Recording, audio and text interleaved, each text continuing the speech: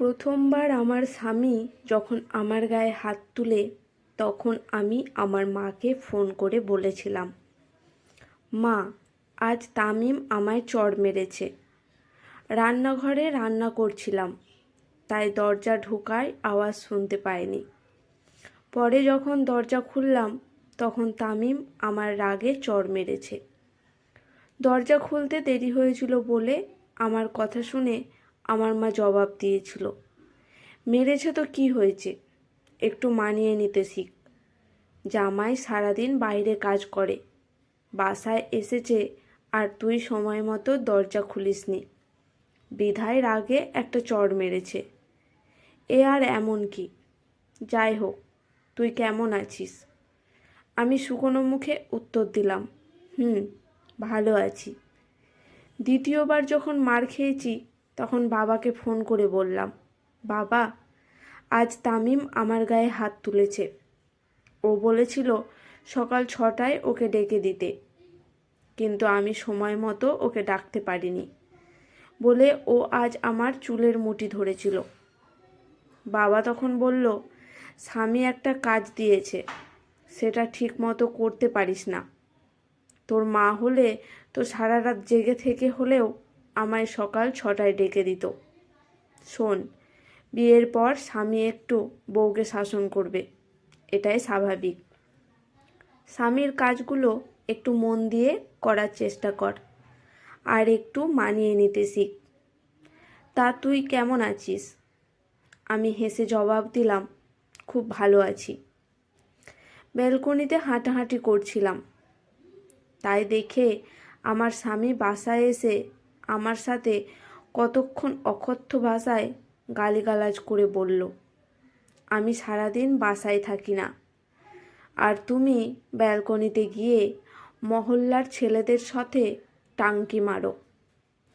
আমি বাসায় ঢোকার সময় দেখছি তুমি ব্যালকনিতে পায়চারি করছো, আর মহল্লার 2টা ছেলে রাস্তার পাশে দাঁড়িয়ে তোমায় দেখে শিস মারছে, অথচ তুমি তারপরেও ব্যালকনিতেই দাঁড়িয়েছিলে।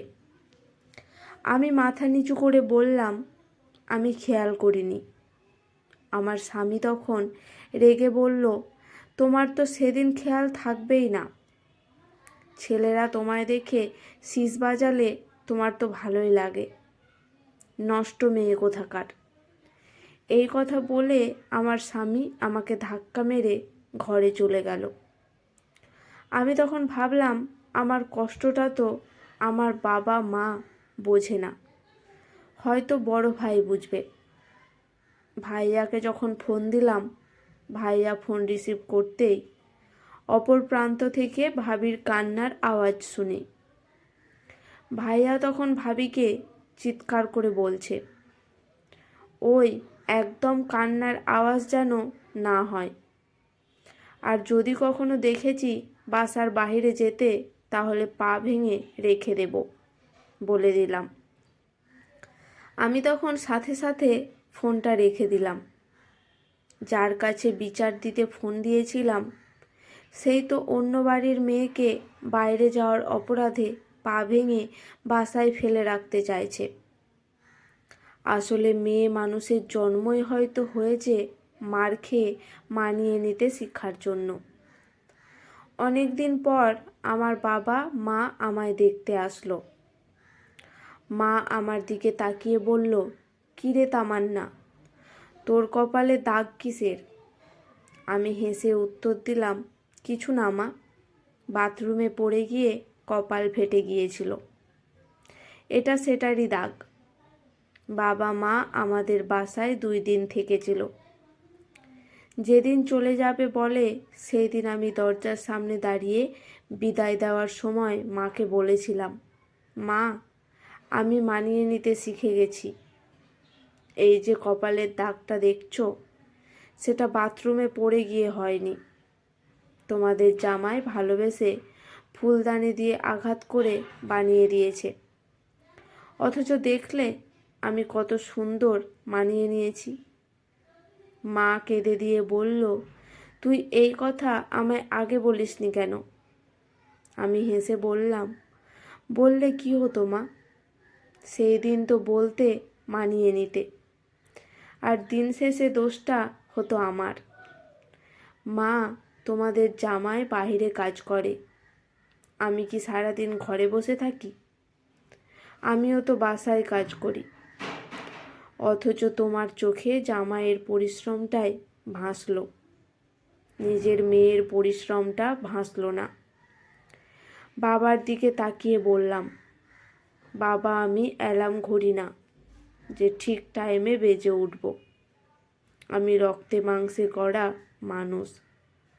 সারাদিন পরিশ্রম শেষে যখন বিছানায় শরীর রাখি, তখন আমারও দু চোখ বেয়ে ঘুম আসে। তুমি আমার ঘুমিয়ে থাকাটাকে অন্যায় মনে করলে, অথচ তোমার মেয়ের জামাই যে কতটা মেয়ের চুলের মুঠি ধরল, সেটা তুমি অন্যায় মনে করনি। বাবা মা আমায় কিছু বলতে চেয়েছিল, কিন্তু আমি তাদের আর কিছু বলার সুযোগ না দিয়ে দরজাটা লাগিয়ে দিয়েছি। মেয়ে মানুষ তো মানিয়ে নিতে শিখে গেছি। আজকের গল্প এখানেই সমাপ্ত। গল্পটি শুনে আপনাদের কেমন লাগলো অবশ্যই কমেন্ট করে জানাবেন। যদি ভালো লেগে থাকে একটি লাইক করে আমার পাশে থাকবেন।